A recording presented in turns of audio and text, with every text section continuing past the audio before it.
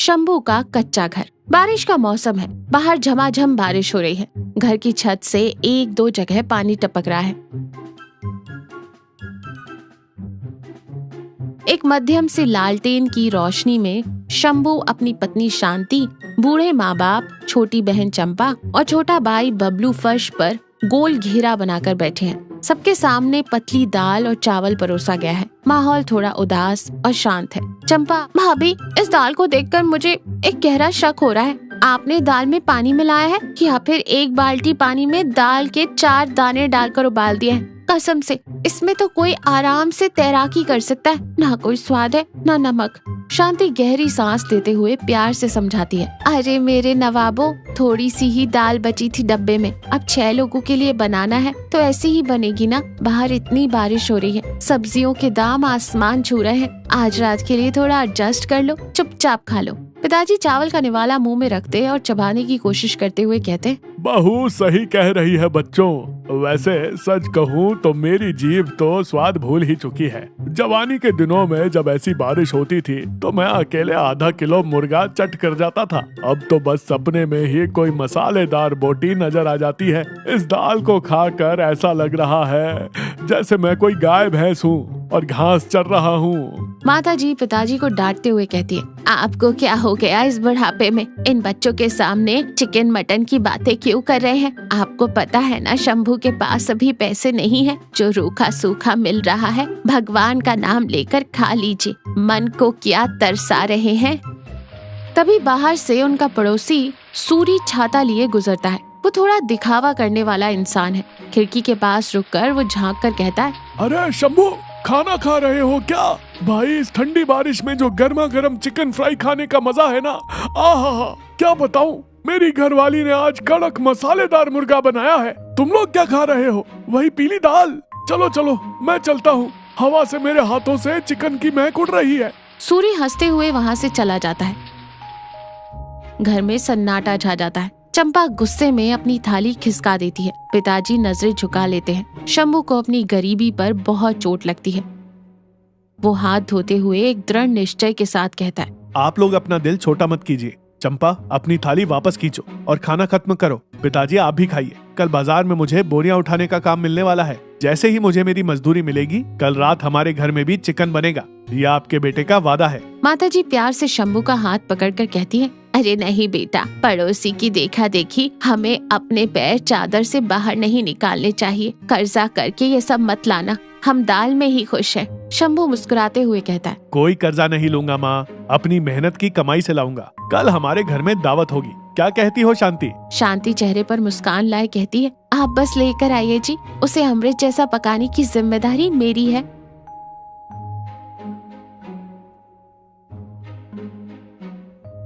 शंभू पसीने से लथपथ एक पेड़ के नीचे बैठा है। सुबह से उसने बहुत बोरियां उठाई हैं और वो काफी थक गया है। वो अपनी जेब से कुछ मुड़े तोड़े नोट निकाल कर गिन रहा है। उसका दोस्त भोला पास ही बैठा है। शंभू नोटों को उंगलियों से गिनते हुए कहता है, 10, 20, 50, 100, पूरे 150 रुपए बने हैं भोला। आज तो मजा आ गया।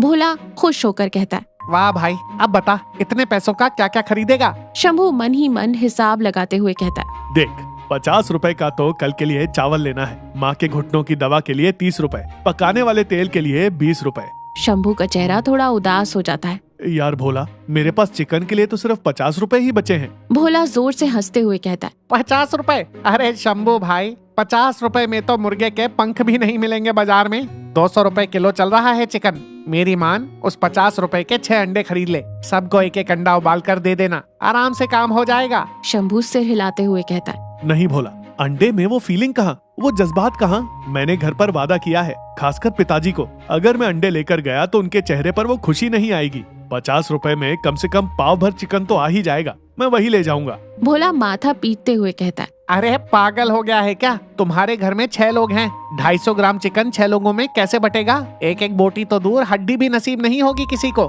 गरीब के घर में मुर्गियां कम होती हैं भोला, लेकिन प्यार बहुत ज्यादा होता है। उस 250 ग्राम चिकन को 6 किलो की खुशी में कैसे बदलना है, ये मेरी पत्नी शांति को बहुत अच्छे से पता है। तू बस देखता जा। दूसरा दिन शाम का समय। शंभू बाजार में मुंशी की चिकन की दुकान पर खड़ा है। मुंशी एक बड़ा सा चाकू लिए मांस काट रहा है। मुंशी भाई, मुझे 50 रुपए का चिकन दे दो। मुंशी चाकू नीचे रखकर शंभू को अजीब नजरों से देखते हुए कहता है, 50 रुपए का यानी 250 ग्राम? अरे शंभू, 50 रुपए में मैं क्या काटूं और क्या तोलूं? क्या चाकू पर लगा खून और मुर्गे के छिले हुए बाल दे दूं? किसी बिल्ली के लिए ले जा रहा है क्या? शंभू हंसते हुए कहता है, बिल्ली के लिए नहीं मुंशी भाई, मेरे घर में 6 शेर बैठे हैं, उनके लिए ले जा रहा हूँ। मुंशी जोर से ठहाका लगाते हुए कहता है, 6 शेरों के लिए 250 ग्राम चिकन? अरे भाई, ये तो सूंघने के लिए भी कम पड़ जाएगा। खैर तेरी मर्जी। रुक, मैं थोड़ा गूदे वाला पीस देखकर डाल देता हूँ और इसके साथ 2-3 हड्डियाँ फ्री में डाल रहा हूँ। इसका रसा बना लेना तो स्वाद आ जाएगा। शंभू उस छोटी सी पन्नी को दोनों हाथों से ऐसे पकड़े है जैसे वो कोई बहुत बड़ा खजाना हो। उसके चेहरे पर एक सुकून है।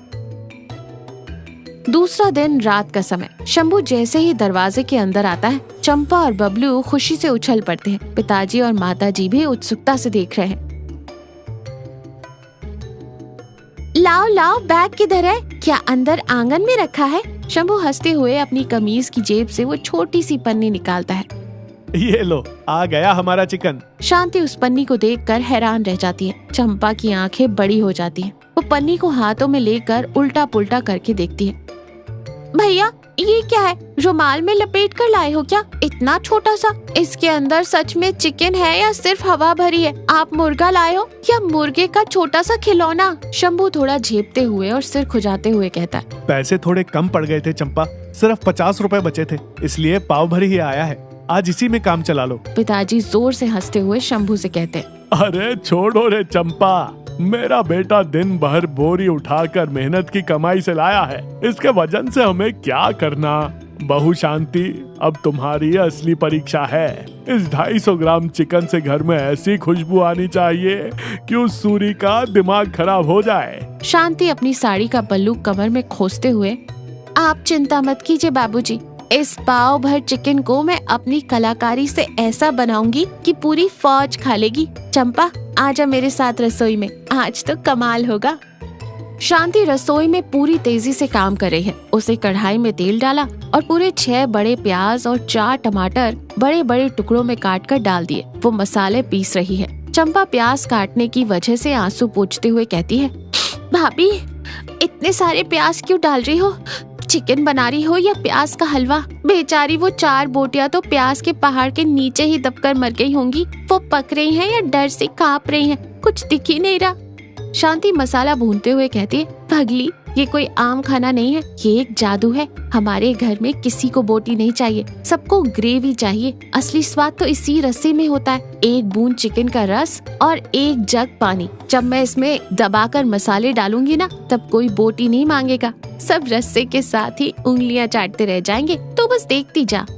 कुछ ही देर में चिकन के उबलने की और मसालों की बहुत ही शानदार महक पूरे घर में फैल जाती है। पिताजी और माताजी बाहर बैठे गहरी सांसें खींच रहे हैं। पिताजी खुशी से चिल्लाते हुए कहते हैं, वाह बहू, महक तो एक नंबर आ रही है। अंदर मुर्गा जिंदा है या मसालों के साथ कुश्ती लड़ रहा है?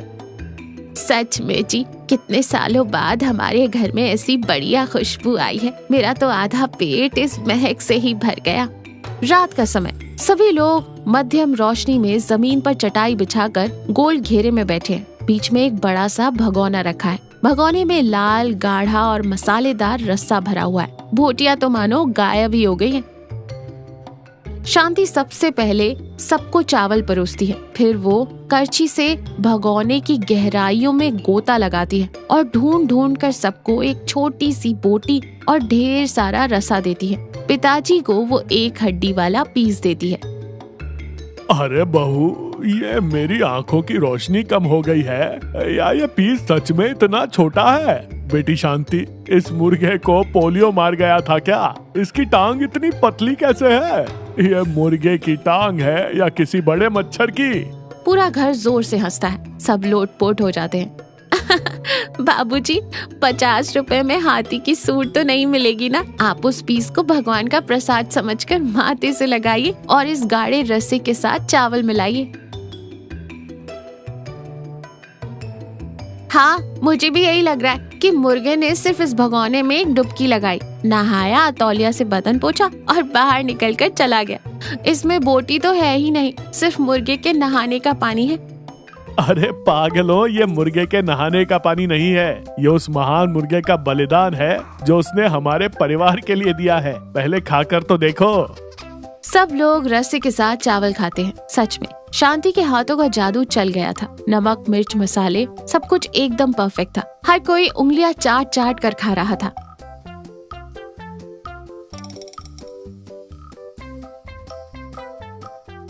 माताजी आंखों से आंसू पोंछते हुए कहती है, बोटी में क्या रखा है बेटा, वो तो दांत के नीचे आते ही खत्म हो जाती है, लेकिन ये जो रस्सा है कसम से अमृत है। पूरी जिंदगी में मैंने इतना स्वादिष्ट खाना नहीं खाया। शांति, तेरे हाथों में साक्षात अन्नपूर्णा बसती है।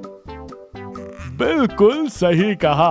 पेट भी भर गया और नियत भी। जवानी में खाए हुए उस आधा किलो चिकन से ज्यादा मजा मुझे आज अपनी बहू के हाथ के इस 250 ग्राम मुर्गे के रसे में आया है। अब अगर कोई मुझे 1 किलो चिकन मुफ्त में भी दे तो मैं कहूँगा मुझे नहीं चाहिए, मुझे मेरी बहू के हाथ का पाव भर चिकन का रसा ही चाहिए। इस छोटी सी झोपड़ी में उस बारिश वाली रात खुशियों की कोई सीमा नहीं थी। 6 लोगों के परिवार ने सिर्फ 250 ग्राम चिकन के साथ दावत उड़ाई, जो किसी राजा के भोज से कम नहीं थी। बाहर अपने घर में बैठा सूरी इनके हंसने की आवाजें सुनकर हैरान हो रहा था कि गरीब घर में इतनी खुशी कैसे हो सकती है। सुबह का समय, शंभू अपने काम पर जाने के लिए तैयार हो रहा है। शांति उसे टिफिन पैक करके दे रही है। पिताजी बाहर खटिया पर बैठकर गर्मा गर्म चाय पी रहे हैं। तभी उन्हें एक छोटी सी डकार आती है। वो हंसते हुए कहते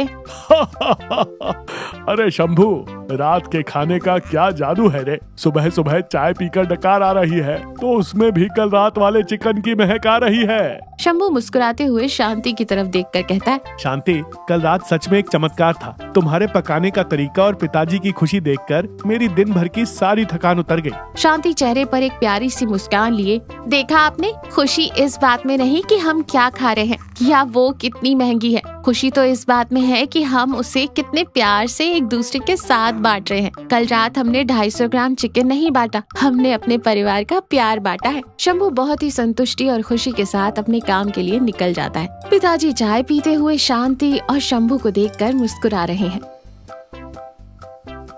तो देखा, परिवार में अगर प्यार, अपनापन और एक दूसरे को समझने की भावना हो तो चाहे खाना कितना भी कम हो, वो एक शानदार दावत बन जाता है। गरीबी सिर्फ पैसों की नहीं होती या रिश्तों की नहीं होती। साथ मिलकर हंसते गाते थोड़ा सा खाना बांटने में ही असली स्वर्ग छिपा है।